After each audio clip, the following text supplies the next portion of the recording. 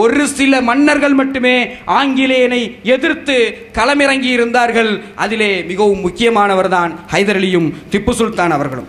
அப்போ இந்த மைசூர் ராஜ்யத்திற்கும் ஆங்கிலேயர்களுக்கும் எதிராக பல்வேறு முனைகளிலே பல யுத்தங்கள் நடைபெறுகின்றன.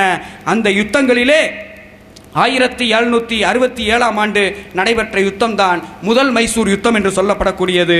இந்த யுத்தத்திலே திப்பு சுல்தான் ஆங்கிலேயரை எதிர்த்து பெற்ற வெற்றி யாருக்கு ஆறுதலாக இருந்தது தெரியுமா? தமிழகத்திலே சிவகங்கை மாவட்டத்தை சேர்ந்த, சிவகங்கை தேசத்தை சேர்ந்த, இப்பதான் நம்ம மாவட்டம் சொல்றோம், சிவகங்கை பிரதேசத்தை சேர்ந்த மன்னனாக இருந்த முத்துவடுகநாதனுக்கு அது ஆறுதலாக இருந்தது.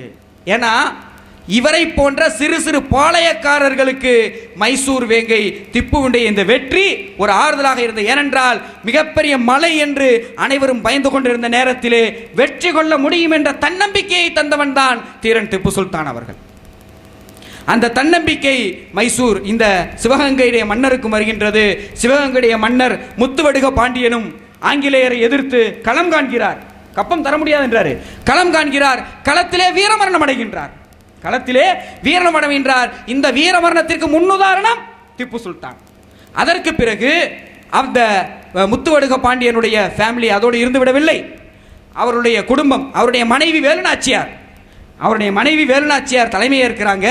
வேலுநாச்சியார், அவருடைய அமைச்சர்களாக இருந்த மருது சகோதரர்கள், இவர்கள் அனைவரும் அடுத்தபடியாக ஆங்கிலேயர் எதிர்ப்பதற்காக யார்கிட்ட உதவி கேட்டாங்க தெரியுமா? ஹைதர் அலியிடம் உதவி கேட்கிறார்கள். ஹைதர் அலி அடைக்கலம் கொடுக்கிறார். இவர்கள் அடைக்கலம் இருந்த இடம் எது தெரியுமா? திண்டுக்கல் மாவட்டத்திலே இருக்கக்கூடிய விருவாச்சி கோட்டை. இன்றைக்கும் நம்ம திப்பு சுல்தானுடைய அடையாளங்களை அங்கே பார்க்கலாம். திண்டுக்கல்லிலே பேகம்பூருக்கு அருகிலே இருக்கக்கூடிய அந்த மலை வரைக்கும் என்ன செஞ்சிருந்தாரு?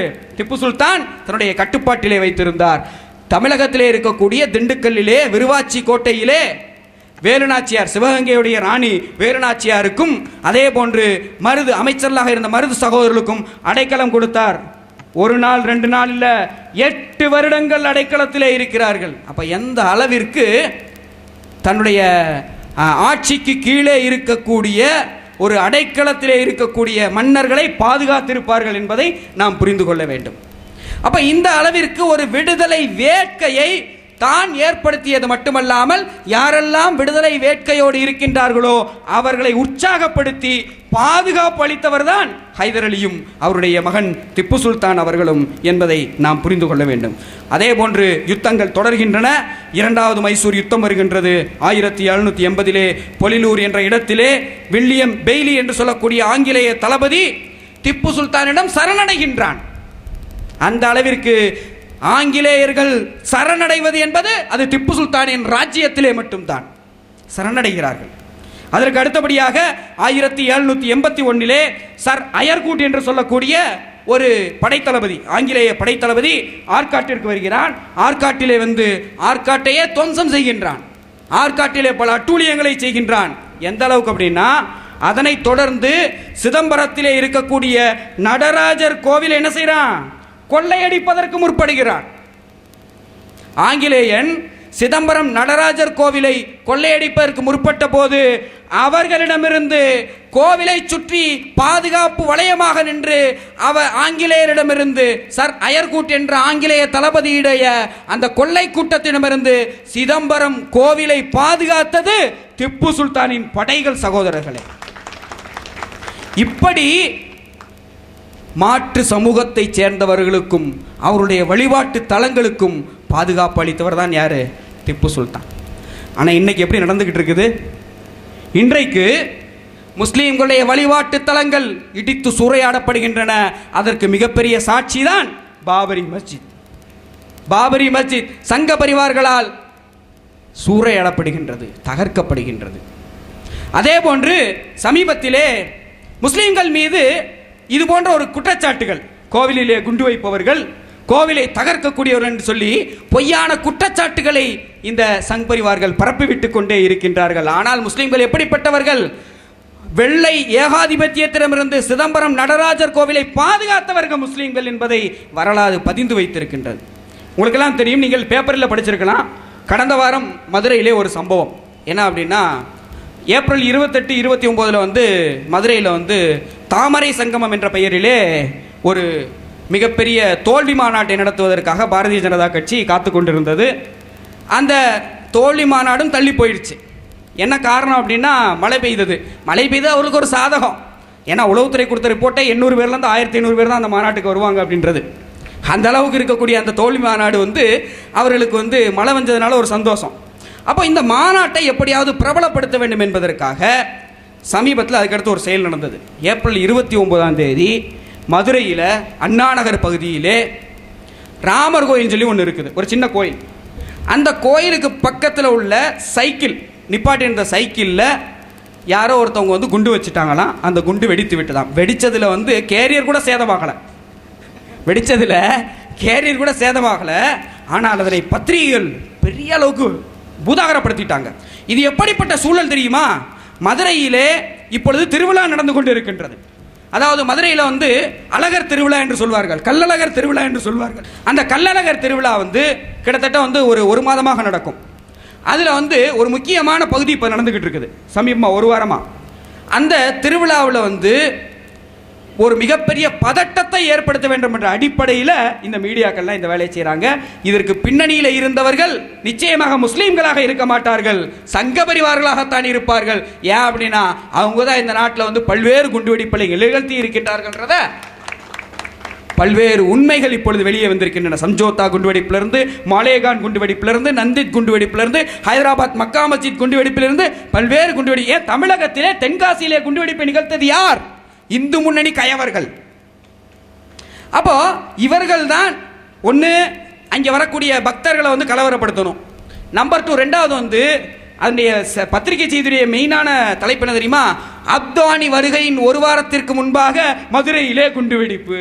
அதாவது ஏன்னா அத்வானி வந்து வருவதற்கு முன்பாக குண்டுவெடிப்பு, பாரதிய ஜனதா மாநாட்டை ஒட்டி குண்டுவெடிப்பு. அதாவது மாநாடு தோல்வின்றது வந்து உண்மையாகி போச்சு. அந்த மாநாட்டை எப்படியாவது பிரபலப்படுத்தணும் அப்படின்றதுக்காக அவர்கள் செய்யக்கூடிய சித்து வேலைகளில் காவல்துறையும் சங்க பரிவார்களும் மீடியாக்களும் இணைந்து செய்யக்கூடிய வேலையில் ஒன்று தான் என்னது? இந்த குண்டுவெடிப்புகள். அப்போ இதில் வந்து முஸ்லீம்கள் ஈடுபட்டிருக்க மாட்டார்கள். இதில் நிச்சயமாக வந்து இதனுடைய உண்மையை ஆராய்ந்து பார்த்தால் யார் தான் இருப்பாங்க? சங்க பரிவார்கள் தான் இருப்பார்கள். ஏன்னா அவங்க தான் வந்து குண்டு தயாரிப்பதிலே, குண்டு வைப்பதிலே தேர்ச்சி பெற்றவர்கள். ஆக முஸ்லீம்கள் இப்படி தான். முஸ்லீம்கள் என்பவர்கள் பிற மதங்களுடைய வழிபாட்டு தலங்களை பாதுகாக்கக்கூடியவர்கள், பிற மதங்களின் அவர்களுடைய உணர்வுகளை பாதுகாக்கக்கூடிய. அல்லாஹ் அப்படி தான் சொல்லியிருக்கான் குர்ஆன்ல அல்லாஹ் அப்படி தான் சொல்லியிருக்கான். ரசூல் ஸல்லல்லாஹு அலைஹி வஸல்லம் அப்படி தான் கற்று தந்திருக்கார், நம்மளுக்கு கற்று தந்திருக்கிறார்கள். ஆக இப்படிப்பட்ட ஒரு மிகப்பெரிய ஒரு வரலாற்று புரட்சிக்கு சிதம்பரம் நடராஜர் கோவிலை அந்நியர்களின் கொள்ளையிலிருந்து பாதுகாத்த ஒரு மிகப்பெரிய நிகழ்ச்சிக்கு சொந்தக்காரர் தான் தீரர் திப்பு சுல்தான் என்பதை நாம் உணர்ந்து கொள்ள வேண்டும். அதற்கு அடுத்தபடியாக இப்படி தொடர்ந்து நடந்து கொண்டிருக்கும் பொழுது ஒரு வரலாற்றிலே ஒரு முக்கிய நிகழ்வு. அது என்னவென்று சொன்னால், ஹைதர் அலி அவர்கள் மரணத்தை தழுவுகின்றார்கள். 1782 ஆண்டு டிசம்பர் 6 நாள், 1782 டிசம்பர் 6 நாள் ஹைதர் அலி அவர்களுக்கு மரணம் நெருங்குகின்றது. அவர் மரணத்தை தழுவுகின்றார். இன்னா லில்லாஹி வ இன்னா இலைஹி ராஜிஊன். அவர் மரணத்தை தழுவுகின்றார். அவர் மரணத்தை தழுவியதற்கு பிறகு ஆட்சி பொறுப்பிலே திப்பு சுல்தான் அவர்கள் அரியணை ஏறுகிறார்கள். திப்பு சுல்தான் அரியணை ஏறியதற்கு பிறகு எழுச்சி இன்னும் அதிகமாக ஆரம்பமாகின்றது. ஆனால் இது யாருக்கு பிடிக்கல அப்படின்னா உடையார் ஃபேமிலிக்கு பிடிக்கல. ஏற்கனவே இருக்கக்கூடிய அந்த ஒரு காழ்ப்புணர்ச்சியோடு இருக்கக்கூடிய அந்த உடையார் ஃபேமிலிக்கு பிடிக்கல. அந்த உடையார் ஃபேமிலி திப்புவிற்கு எதிராக பல்வேறு சதிகளை தொடர்ந்து செய்து கொண்டிருக்கின்றார்கள். இது எல்லாத்துக்கும் மேலே அந்த உடையார் ஃபேமிலி அந்த கிருஷ்ணராஜ உடையார், லட்சுமி தேவியுடைய அந்த ஃபேமிலி ஆங்கிலேயருடன் ஒரு மறைமுக உடன்பாடு செய்கிறார்கள் திப்பு சுல்தானை ஒழிக்க வேண்டும் என்பதற்காக. அதே போல பதவி பிடித்த அந்த கூட்டம் திரைமறைவிலே பல்வேறு அவதூறுகளை பரப்புகின்றது, உண்மை அல்லாத செய்தியை. இன்னைக்கு இப்போ வந்து மதுரையில் வந்து குண்டுவெடிப்புக்கு முஸ்லீம்கள் தான் காரணம் சொல்லி பத்திரிகைகள் வெளியிடுது இல்லையா? அதே போன்று அன்றைக்கு இந்த பதவி பிடித்த அந்த கிருஷ்ணராஜ உடையாரின் கூட்டம் எப்படிப்பட்ட செய்தி வெளியிடு தெரியுமா? 3000 பிராமணர்களை திப்பு சுல்தான் கொலை செய்து விட்டார். அவர் வந்து இஸ்லாத்திற்கு மாறாதனால இப்படிப்பட்ட தவறான செய்திகளை, எந்தவித ஆதாரம் இல்லாத செய்திகளை பரப்பி திப்புவை ஒரு மதவெறியராக சித்தரிக்கிறார்கள். சிதம்பரம் நடராஜர் கோவிலை அந்நியர்களின் கொள்ளையிலிருந்து பாதுகாத்த திப்புவா மதவெறியர்? வரலாற்றை நாம் புரிந்து கொள்ள வேண்டும் சகோதரர்களே. அதற்கு பிறகு பல்வேறு அவதூறுகள், இது மட்டுமல்ல இன்னும் பல சீர்திருத்தங்களை திப்பு செய்கின்றார். ஏன் அப்படின்னா அந்த காலகட்டத்தில் பல்வேறு சமூகத்தில் பல்வேறு பழக்க வழக்கங்கள், மூட நம்பிக்கை என்ற பெயரிலும் அதே போன்று பல்வேறு மத நம்பிக்கை என்ற பெயரிலையும் பல்வேறு சமூக சீர்கேடுகள் நடந்துகிட்டு இருந்துச்சு. அந்த சீர்கேடை எல்லாம் ஒழித்தவர் தான் திப்பு. எந்த அளவுக்கு அப்படின்னா, அதாவது குடகு பகுதியிலே, மைசூர் ராஜ்யத்திற்கு உட்பட்டிருந்த குடகு பகுதியிலே ஒரு விசித்திரமான திருமண பழக்கம் இந்து சமூகத்திலேயே இருந்துச்சு. என்ன அப்படின்னா, இந்த தன்னுடைய பெண்ணை, ஒரு பெண்ணு, இந்து குடும்பத்தை சேர்ந்தவர்கள் தன்னுடைய பெண்ணை கொடுக்கணும் அப்படின்றனா 4-5 ஆண்கள் இருக்கக்கூடிய ஒரு ஃபேமிலிக்கு வந்து பெண்ணை கொடுப்பாங்க. அந்த பெண் 5 பேருக்கும் மனைவியாக இருக்க வேண்டும். இப்படிப்பட்ட ஒரு மோசமான கலாச்சாரம் இருந்தபோது அதனை தடை செய்கிறார் திப்பு. இது மோசமான கலாச்சாரம் என்று அதனை திப்பு தடை செய்கின்றார். அதற்கு அடுத்தபடியாக மைசூருக்கு அருகிலே இருக்கக்கூடிய ஒரு கோவிலிலே ரெகுலராக வந்து நரபலி கொடுக்கக்கூடிய ஒரு நிகழ்ச்சி நடக்குது. அந்த நரபலி கொடுக்கக்கூடிய நிகழ்ச்சியை தடுக்கிறார். நரபலி கொடுக்கக்கூடாது, மனித உயிரை பலி கொடுக்கக்கூடிய அதிகாரம் யாருக்கும் கிடையாதுன்னு சொல்லி அவர் என்ன செய்கிறாரு, நரபலியை தடுக்கின்றார்.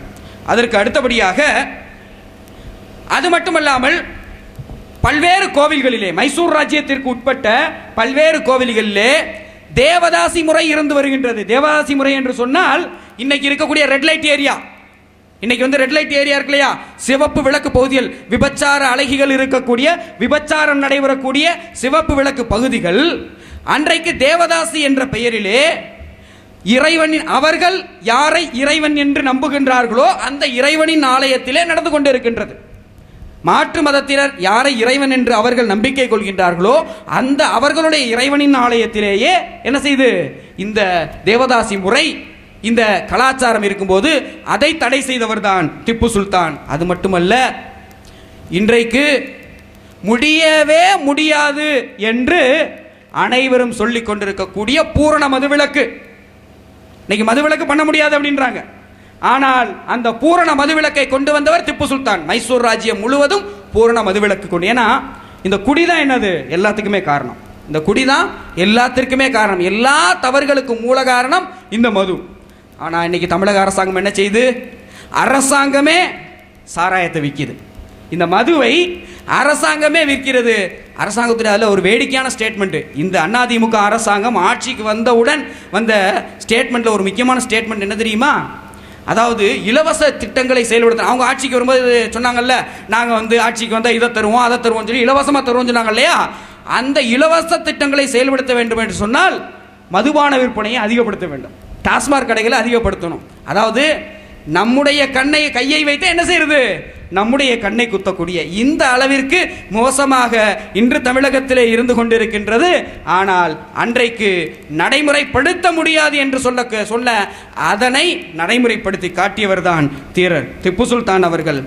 அவை எல்லாவற்றிற்கும் மேலாக எனக்கு முன்னால் பேசிய ஜனாப் ஃபாரூக் சாப் அவர்கள் சுட்டிக்காட்டினார்கள், பெண்களுக்கு மார்பை மறைக்கக்கூடிய சுதந்திரத்தை வழங்கியவர் திப்பு என்று சொல்லி அதனுடைய சம்பவத்தை உங்களிடம் நான் கூற ஆசைப்படுகின்றேன். அதாவது மைசூர் ராஜ்யத்திலே ஆட்சி நடைபெற்றுக் கொண்டிருக்கும் போது திருவிதாங்கூர் சமஸ்தானம், மைசூருக்கு அடுத்தபடியாக இருக்கக்கூடிய திருவிதாங்கூர் சமஸ்தானம் மைசூர் ராஜ்யத்தில் கிடையாது, திருவிதாங்கூர் சமஸ்தானம் கேரளாவில் இருக்கக்கூடிய, இப்போ கேரளா இருக்கு இல்லையா அந்த பகுதி, அந்த திருவிதாங்கூர் சமஸ்தானத்திலே கீழ் ஜாதி பெண்களுக்கு மேலே ஆடை அணியக்கூடாது, மேலே ஆடை அணியக்கூடாது, மார்புகளை அவர்கள் மறைக்கக்கூடாது, அப்படியே தான் என்ன செய்யணும், போகணும் வரணும்னு சொல்லக்கூடிய ஒரு மோசமான பழக்கம் இருந்து வருகின்றது.